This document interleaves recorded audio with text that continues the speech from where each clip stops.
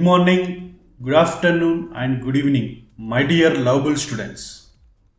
Happy Women's Day.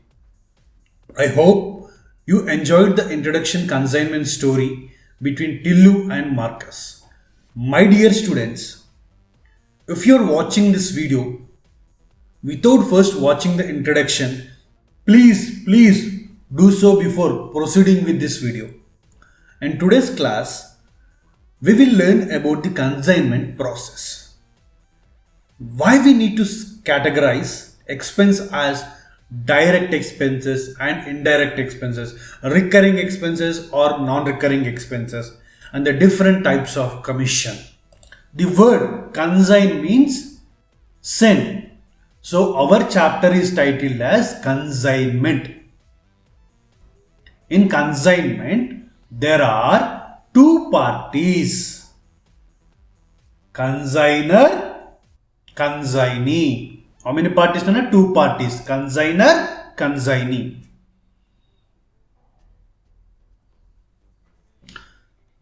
Consigner send the goods. Consigner send the goods to consignee. Consignee receives the goods from consigner.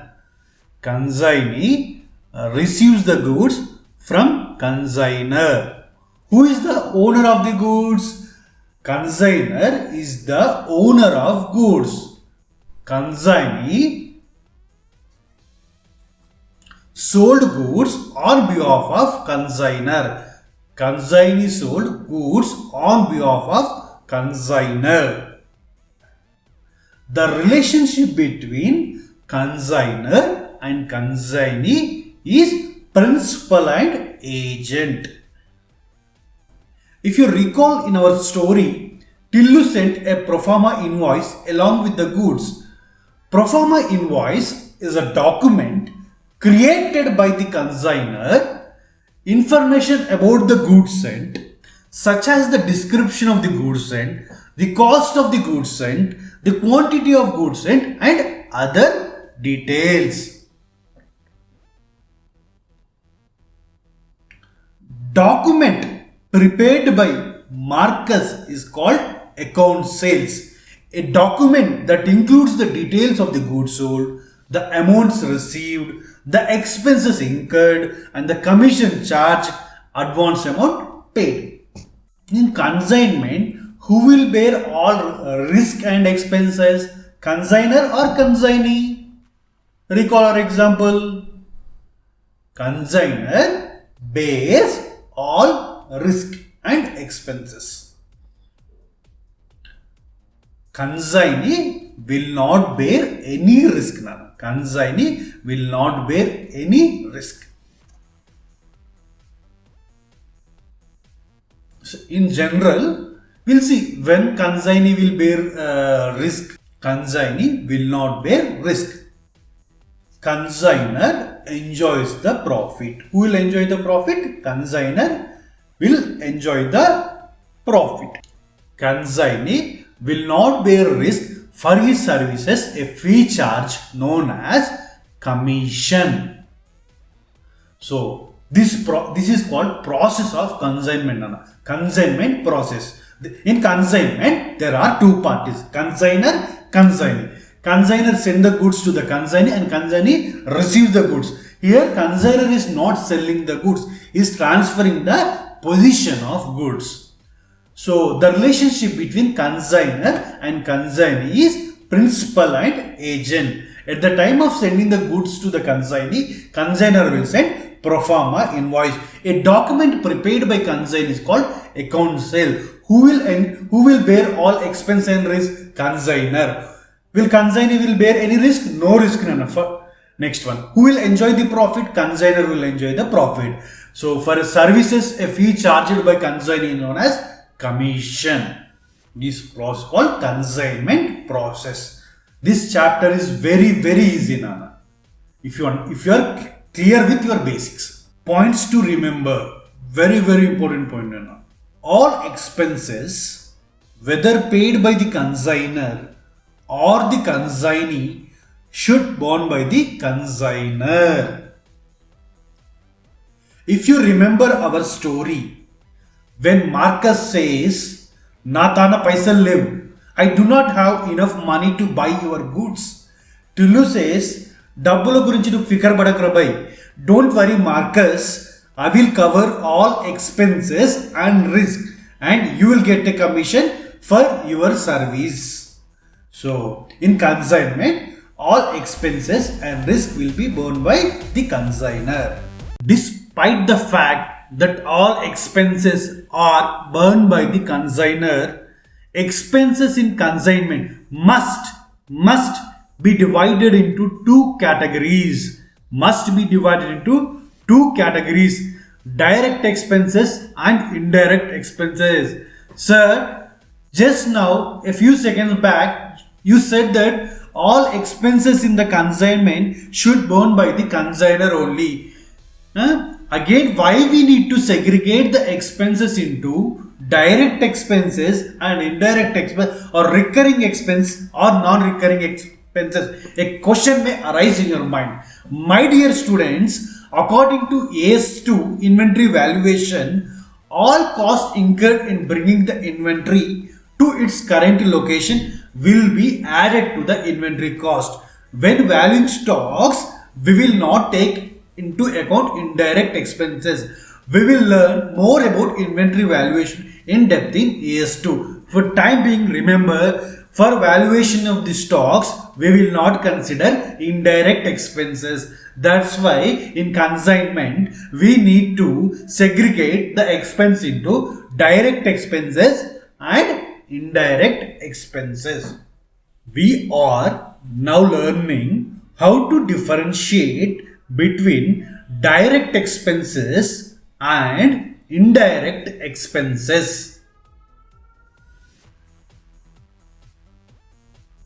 Direct expenses.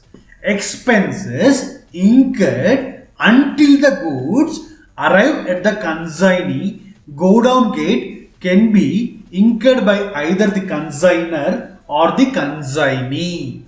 So, Nana, expenses incurred by the consignor or expenses incurred by the consignee till the goods reach to go down gate, consignee go down gate will be treated as direct expenses.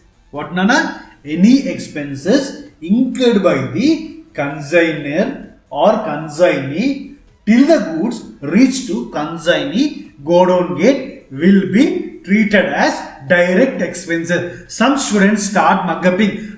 Loading, transit incidents, packing, unloading, direct expense. Please, my dear students, please don't mug up. Stop mug-upping. Try to understand the concept. Whatever the expenses incurred from the consignor place to consignee go down gate will be treated as direct expense. Simply, whatever the expense may be freight, maybe transit insurance, transportation cost, loading cost or unloading cost, this all expenses will be treated as direct expenses. So what is indirect expenses? Expenses incurred after goods reaching consignee go down gate, incurred by consignee. So whatever the expenses incurred after the goods reach to consignee go down gate will be treated as indirect expenses. Let's say go down rent, sales expenses, go down insurance expenses. Whatever the expenses incurred after the goods reach to consignee go down gate will be treated as indirect expenses. Don't mug up. It's very easy. Try to understand the concept. Any expenses incurred after the consignee go down gate will be treated as indirect expenses. Any expenses incurred till the goods reach to consignee go down gate will be treated as direct expenses. So Tillu is sending the goods to the Marcus through transportation of lorry. So whatever the expenses incurred from the consignor place to the consignee go down gate will be treated as direct expenses. Sir, unloading the goods, yes, it is a direct expense. Once the goods reach to the consignee go down gate, after words any expenses incurred, it will be treated as indirect expenses. How many ways of transportations are there in India, Nana? One is roadways, airways, railways and waterways. If you remember our story, Tillu transports goods by lorry from Hyderabad to Mumbai. Whatever expenses are incurred until the goods arrive at the consignee godown gate will be considered as direct expenses. Bandagurtunana, a simple funda, any expenses incurred till the goods reach to consignee gate will be treated as direct expenses. A question may arise in your mind, sir, if the consignor transport goods by train and the consignee incurs expense to bring goods from the railway station to godown gate, will this be considered as direct expenses like clearing charges, toll tax? Nana, the basic funda, any expenses incurred till the goods reach to consignee godown gate will be treated as direct expenses. So again we'll hire a vehicle.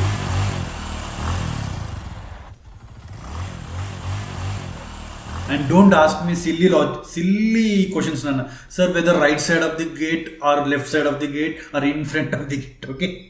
Okay.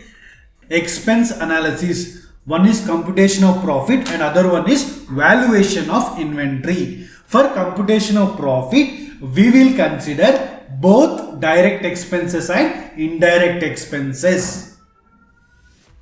Okay, Nana? For computation of profit, we will consider both recurring expenses and non-recurring expenses. Direct expenses and indirect expenses are considered. For valuation of inventory, we will consider only direct expenses. For valuation of inventory, we will consider only non-recurring expenses. We will consider only direct expenses. I hope you got the clarity. In detail, we will learn in AS2 inventory valuation. Commission is the expenses from the point of view of consignor, and from the point of view of consignee is a fee charged by consignee for his services. There are three types of commission: ordinary commission, del-creder commission, overriding commission. My dear students, DELCREDER Nana, it is DER. So there are three types of commission: ordinary commission, del-creder commission and overriding commission. The consignee, first basic point, it's very important, please listen carefully. The consignee is entitled to a commission only on goods sold by him. Only on goods sold by him, not on the goods received on consignment. Not on goods received on consignment. What, Nana?